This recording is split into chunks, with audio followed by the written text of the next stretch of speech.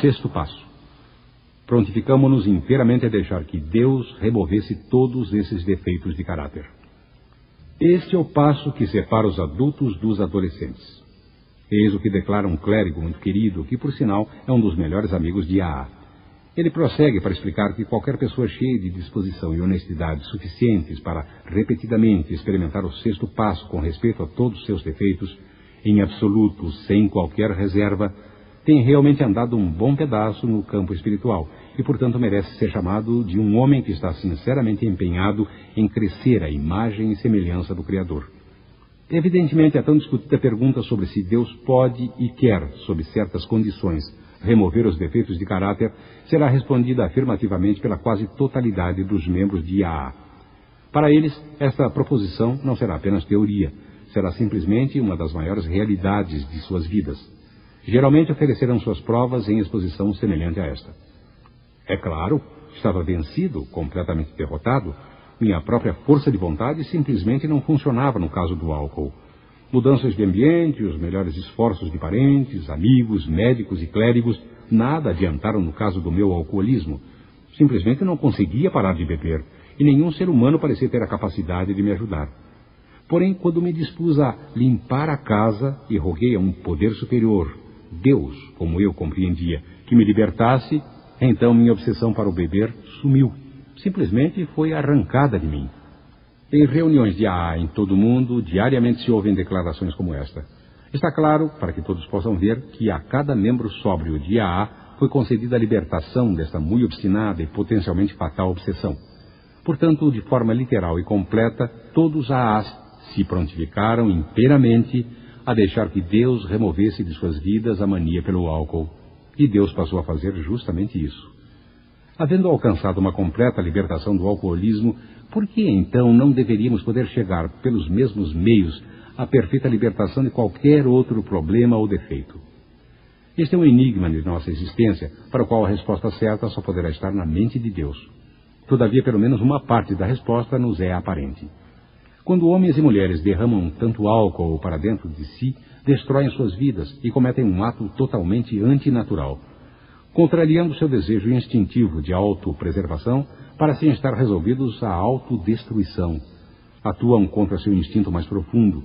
Por estarem humilhados pela terrível surra administrada pelo álcool, a graça de Deus pode neles penetrar e expelir sua obsessão. Aqui, então, seu poderoso instinto de viver pode cooperar plenamente com a decisão do Criador de lhes dar nova vida. Pois tanto a natureza quanto Deus abominam o suicídio. Porém, a maioria de nossas outras dificuldades não se enquadram de forma alguma em tal categoria. Por exemplo, toda pessoa normal quer comer, reproduzir-se, ser alguém dentro da sociedade em que vive e deseja estar razoavelmente protegido e seguro enquanto tenta conseguir estas coisas. De fato, Deus o fez assim. Ele não criou o homem para se destruir pelo álcool, e sim lhe deu os instintos para ajudá-lo a se manter vivo. Não há qualquer indicação, pelo menos nesta vida, de que nosso Criador queira que eliminemos totalmente nossos impulsos instintivos. Pelo que sabemos, em nenhum lugar consta que Deus tenha eliminado completamente em algum ser humano todos os seus impulsos naturais. Visto que a maioria de nós nasceu com abundância de desejos naturais, não é de se admirar que frequentemente permitamos que excedam bastante seu propósito pretendido.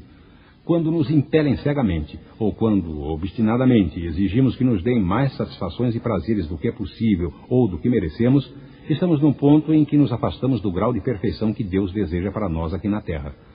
Esta é a medida de nossos defeitos de caráter, ou, se preferirmos, de nossos pecados. Se pedirmos, Deus certamente perdoará nossas negligências. Porém, em nenhum caso nos torna brancos como a neve e nos mantém assim sem a nossa cooperação. Isso é uma coisa que nós mesmos devemos estar dispostos a procurar. Ele quer apenas que tentemos, da melhor maneira possível, progredir na edificação do caráter. De modo que o sexto passo, prontificamo-nos inteiramente a deixar que Deus removesse todos esses defeitos de caráter, é a maneira do A.A. expor a melhor atitude possível que se pode tomar para dar um começo nesta obra de toda uma vida. Isto não quer dizer que esperamos que todos os nossos defeitos de caráter sejam eliminados, como foi nossa compulsão de beber. Alguns deles podem ser eliminados, mas com a maioria teremos de nos contentar com uma melhora que requer paciência. As palavras-chave, prontificamo-nos inteiramente, frisam o fato de querermos conseguir o melhor que conhecemos ou que podemos vir a conhecer. Quantos de nós têm este grau de disposição? Em sentido absoluto, praticamente ninguém o tem. O melhor que podemos fazer, com a maior honestidade possível, é tentar tê-lo. Mesmo assim, até os melhores dentre nós descobrirão, para sua consternação, que sempre existe um ponto que nos prende, um ponto em que dizemos: não, ainda não posso me livrar disto. E com frequência pisaremos em terreno ainda mais perigoso quando lamuriamos: a isto jamais renunciarei. Tal é a capacidade de nossos instintos de se excederem. Seja qual for a distância que tenhamos percorrido, sempre teremos desejos que contrariam a graça de Deus. Alguns que julgam ter progredido bastante poderão discordar. Portanto, vamos tentar refletir um pouco mais sobre isso. Quase toda pessoa deseja se livrar de seus empecilhos mais salientes. Ninguém quer ser tão orgulhoso para ser desprezado como um fanfarrão, nem tão ambicioso para que o chamem de ladrão. Ninguém quer ter o rancor capaz de levá-lo ao homicídio, nem lascívia para violentar, e nem gula que lhe arruine a saúde. Ninguém quer sofrer a crônica dor da inveja ou ser paralisado pela preguiça. É claro que a maioria dos homens não tem estes defeitos a níveis tão altos. Nós, que temos escapado destes extremos, somos capazes de nos congratular. Mas podemos? Afinal de contas, não foi o interesse próprio que nos permitiu escapar? Não se requer muito esforço espiritual para evitar os excessos que, de qualquer forma, nos trariam castigo. Porém, quando encaramos os aspectos menos violentos destes mesmos defeitos, neste caso, em que pé estamos? O que precisamos reconhecer agora é que nos regozijamos com alguns de nossos defeitos. Adoramo-los realmente. Quem, por exemplo, não gosta de sentir-se um pouquinho superior ao outro, ou mesmo bastante superior? Não é verdade que gostamos de deixar que a avareza se faça passar por ambição?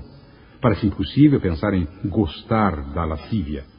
Mas quantos homens e mulheres falam em amor da boca para fora e acreditam naquilo que dizem, para que possam esconder a lascívia num canto escuro de suas mentes? E mesmo ficando dentro dos limites convencionais, muitas pessoas precisam admitir que suas excursões sexuais imaginárias são capazes de adornar-se como sonhos românticos. O rancor hipócrita também pode ser agradável. De um modo perverso, podemos até sentir satisfação pelo fato de que muitas pessoas nos aborrecem, pois isso nos traz uma sensação cômoda de superioridade. A fofoca acrescida de nossa ira, uma forma polida de homicídio por meio do assassinato do caráter, também traz suas satisfações para nós. Nestes casos, não estamos tentando ajudar aqueles que criticamos, estamos tentando proclamar nossa própria retidão. Quando a gula não chega a ser prejudicial demais, também lhe damos um nome mais brando. Dizemos que estamos desfrutando de um certo conforto. Vivemos num mundo repleto de inveja. Em grau maior ou menor, todos somos contaminados por ela. Deste defeito, certamente tiramos uma satisfação desnaturada, embora bem definida. Se assim não fosse, por que consumiríamos tanto tempo desejando o que não temos, em vez de trabalhar para obtê-lo, ou raivosamente procurando por qualidades que nunca teremos, em vez de nos ajustarmos ao fato e aceitá-lo? E quantas vezes trabalhamos incansavelmente, sem maior motivo do que para estar seguros e preguiçosos mais tarde, só que o chamamos de aposentadoria? Considere ainda nosso talento para a vagabundagem, o que é, na realidade, a preguiça em 5 sílabas. Não seria difícil a qualquer um apresentar uma boa relação de defeitos como estes, e poucos dentre nós pensariam seriamente em renunciar a eles, pelo menos até que nos causassem dano excessivo. Existem algumas pessoas que poderiam concluir que estão realmente prontas a permitir que todos os seus defeitos sejam removidos. Porém, até estas pessoas, se elaborassem uma relação de defeitos ainda mais brandos, seriam obrigados a admitir que prefeririam ficar com alguns deles. Portanto, parece evidente que poucos podem tornar-se de maneira rápida e fácil prontos para seguir rumo à perfeição espiritual e moral.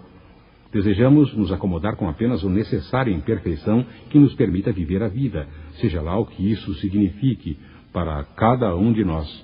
Portanto, a diferença entre os adultos e os adolescentes é igual à que existe entre a luta por um objetivo qualquer de nossa escolha e a meta perfeita, que é de Deus. Muitos logo perguntarão: como é possível aceitar tudo em que implica o 6º passo? Ora, seria a perfeição? Parece uma pergunta difícil de responder, mas a bem dizer não é. Somente o primeiro passo, onde admitimos inteiramente nossa impotência perante o álcool, pode ser praticado com absoluta perfeição. Os outros 11 passos enunciam ideais perfeitos.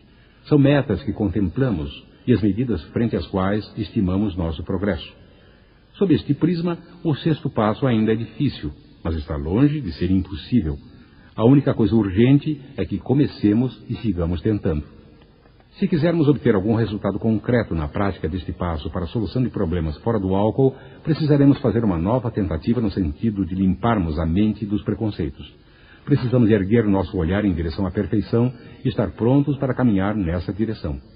Raramente importará a velocidade com que andamos. A única pergunta será: estamos prontos?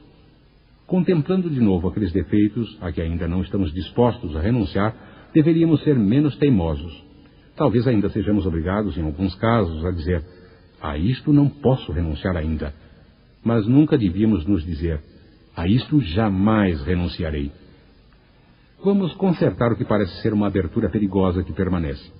Sugere-se que devemos estar inteiramente dispostos a procurar a perfeição. Notamos, contudo, que alguma demora poderia ser perdoada. Esta palavra, na mente de um alcoólico cheio de desculpas, certamente poderia ter o sentido de um prazo longo. Poderia dizer: como é simples! Claro, caminharei para a perfeição, mas certamente não tenho pressa. Talvez possa evitar tratar indefinidamente alguns dos meus problemas. Naturalmente, isto não bastará. Esta maneira de enganar a si mesmo deverá ser eliminada, assim como outras prazerosas autojustificações. No mínimo, teremos de enfrentar alguns de nossos piores defeitos de caráter e tomar medidas para removê-los o mais rápido possível. No momento em que dizemos: não, nunca, nossa mente se fecha para a graça de Deus. A demora é perigosa e a rebelião pode ser fatal. Este é o ponto exato em que teremos de abandonar os nossos objetivos limitados e avançarmos em direção à vontade de